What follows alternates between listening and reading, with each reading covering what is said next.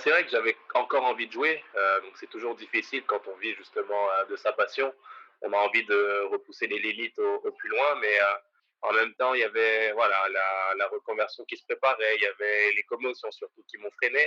Ici votre hôtesse Amélie Delebel et je suis très heureuse de vous accueillir sur le podcast Athlète Entrepreneur qui met en évidence des parcours inspirants d'athlètes ou d'anciens athlètes de haut niveau qui se sont tournés vers le milieu entrepreneurial.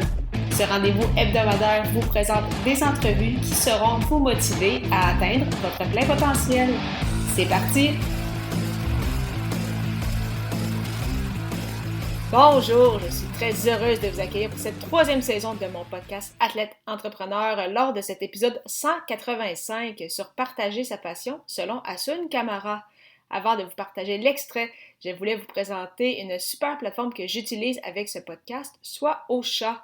Ocha n'est pas qu'un hébergeur de podcasts, mais également un puissant outil marketing qui vous permet, entre autres, de générer des clips audio, de planifier vos publications sur les réseaux sociaux, ainsi que de bâtir votre propre liste de courriels. Pour l'essayer à votre tour, profitez d'un essai gratuit de 2 semaines au ameliedelabel.com/Ocha, AUSHA. Cette semaine, je suis vraiment très heureuse de vous présenter cette entrevue avec Asun Kamara, un ancien joueur de soccer qui a obtenu 124 départs et disputé près de 11 000 minutes de jeu avec l'Impact de Montréal en MLS, aujourd'hui qui est bien sûr le CF Montréal, donc un joueur que j'ai eu la chance de voir à la télévision, bien évidemment, avec le chandail de l'Impact sur le dos et avec qui j'ai eu la chance d'échanger dans le cadre de ce podcast. Donc, vraiment une très, très belle entrevue qui a passé beaucoup trop vite. Et Asun Kamara, qui est également un analyste à la télévision, un conférencier, un auteur et bien sûr un entrepreneur. Et je vous assure que dans tous les cas, on ressent sa passion débordante pour son sport. Alors sur ce, sans plus attendre, je vous laisse à cette entrevue. Bonne écoute! Alors, je suis actuellement avec mon invité, Asun Kamara. Asun, comment ça va? Ça va très bien. Bonjour. Ma première question, en fait, c'est est-ce que tu pourrais nous expliquer un peu c'était quoi ton parcours dans le monde du soccer et les raisons qui ont fait en sorte que tu as commencé ce sport? Disons que j'ai commencé le soccer à l'âge de 11 ans en France, où j'ai évolué en tant qu'amateur et pour le plaisir en tant que tel. Et puis, j'ai réussi, enfin, j'ai fait en sorte de développer ma passion parce que j'aimais beaucoup ça grâce à mes parents, entre autres. Et de fil en aiguille, j'ai évolué en quatrième division en France, qui était encore le niveau amateur, mais qui se rapprochait, disons, du monde professionnel. Et puis, de là, j'ai signé professionnel à l'Olympique de Marseille, où je suis resté 2 ans. Par la suite, à Bastia, en Corse. Et puis, une période difficile de chômage, j'ai envie de dire, en tant que joueur, pendant 6 mois, où après, par la suite, j'ai rebondi et venu à l'Impact de Montréal pour vivre pleinement la carrière de joueur de soccer. Puis, lors de ton parcours, quel a été en fait le moment le plus difficile? Puis, justement, qu'est-ce que tu as appris de cet épisode-là?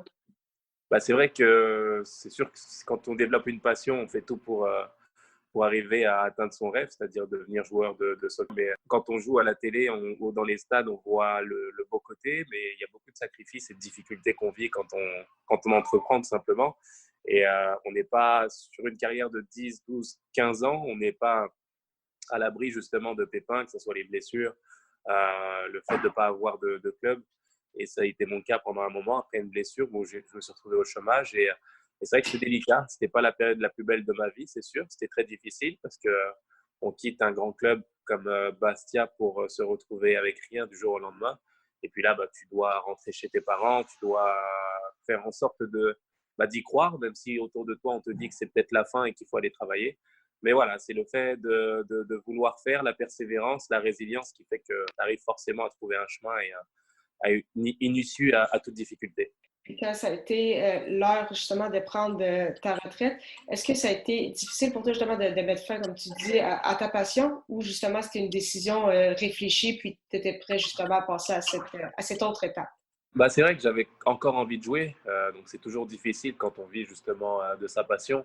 On a envie de repousser les limites au plus loin, mais en même temps, il y avait voilà, la reconversion qui se préparait, il y avait les commotions surtout qui m'ont freiné.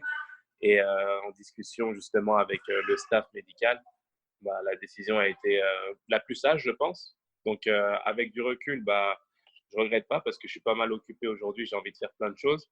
Et en même temps, bah, c'est vrai que des fois, en commentant les matchs aujourd'hui pour TVA Sport, bah, c'est vrai que des fois, je me projette et je me dis, j'aimerais bien être sur le terrain et aider les copains. Mais à la fin, c'est ça, c'est le football et je pense que ça m'accompagnera toute ma vie, ce sentiment-là. Justement, donc tu disais que tu étais très occupé et en effet, donc pour ceux qui ne connaissent pas ton côté entrepreneurial, donc tu as Victoire Magazine, tu as également une chaîne de restaurants en France, puis tu as également un centre de soccer, le Parc, à Montréal. Pourquoi justement tu t'es impliqué dans ces projets-là, puis d'où est-ce que vient cette fibre entrepreneuriale?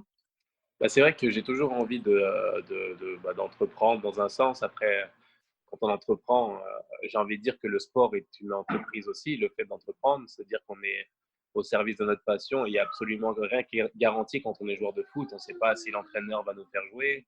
On sait pas si, on ne sait pas du tout si on va avoir un contrat dans 1 an, dans 2 ans, dans 3 ans. On ne sait pas où est-ce qu'on va jouer, dans quel pays on va jouer. Donc c'est un petit peu ce que vivent les entrepreneurs.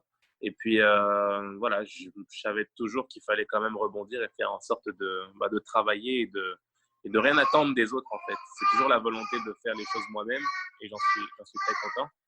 Et l'idée, c'est ça, c'est voilà, de continuer à persévérer et de travailler pour ce que j'ai envie de faire en tout cas, de se donner la possibilité d'avoir le choix dans sa vie. Alors tout ne va pas réussir, il y a forcément des réussites, des échecs, mais c'est les aléas de la vie. Je pense qu'il ne faut pas avoir peur de ça. Il faut savoir les embrasser et puis se concentrer sur ce qu'on maîtrise et d'être heureux de ce qu'on fait en se levant le matin. Puis en plus, justement, de tes entreprises, tu as aussi sorti ton livre il y a quasiment en fait 1 an de ça, Saisir sa chance. D'où est-ce qu'est venu en fait cette idée-là? Puis justement, comment ça s'est passé en fait le processus de création derrière ça? Bah, j'ai eu une rencontre avec un ami à moi qui s'appelle Reda Goura, mais qui m'a parlé d'un professeur d'université qui s'appelle Benoît Chalifou, avec qui il était en amitié avec lui. Et de là, lors de la rencontre, à l'issue de la soirée, on a discuté un petit peu et puis il m'a soumis l'idée d'écrire un livre. Au début, je prenais ça plus à la blague, mais plus il parlait, plus le temps avançait et plus je prenais ça au sérieux. Et de là, je lui ai dit, OK, on le fait, mais fais-le avec moi et puis on avance comme ça dans l'aventure. On s'est serré la main, on avançait comme ça. Puis c'est un pari un peu fou parce que si on m'avait dit que j'écrirais un livre il y a même 5 ans, j'y croirais pas, j'y aurais pas cru. Mais en même temps, c'est ça, c'est les surprises et les aléas de la vie qui peuvent être négatifs, mais aussi positifs. Et je suis vraiment content de cette expérience parce qu'elle m'a beaucoup appris, elle m'a enrichi humainement en me rapprochant de mes proches. Je parle de mon père, je parle de mes parents, entre autres. Et c'est des choses voilà, qui font que j'ai fait une rétrospection sur ce que j'ai vécu en tant qu'athlète de haut niveau et je fais le parallèle avec le monde de l'entrepreneuriat grâce à Benoît aussi. Donc, c'est une collaboration qui a été très fructueuse sur le plan humain et je suis vraiment content de ça. Puis pour les prochaines années, est-ce que tu as d'autres objectifs, d'autres projets en tête, justement peut-être l'écriture d'un autre livre ou t'aimes mieux te concentrer sur tes projets actuels et également sur ton travail à TVA Sport? Bah, c'est vrai que j'ai touché à pas mal de choses, que ce soit dans le fait d'ouvrir les restaurants à Paris, ici, avec le magazine Victoire, etc. Et c'est vrai que, justement, grâce à l'expérience acquise, bah, on arrive finalement à se définir et à se dire quelle ligne directrice j'ai envie de suivre finalement. Et je pense trouver ma voie dans l'audiovisuel. Je pense que travailler à la télé, créer des programmes ou même de la production, je ne sais pas encore, c'est quelque chose qui me plaît.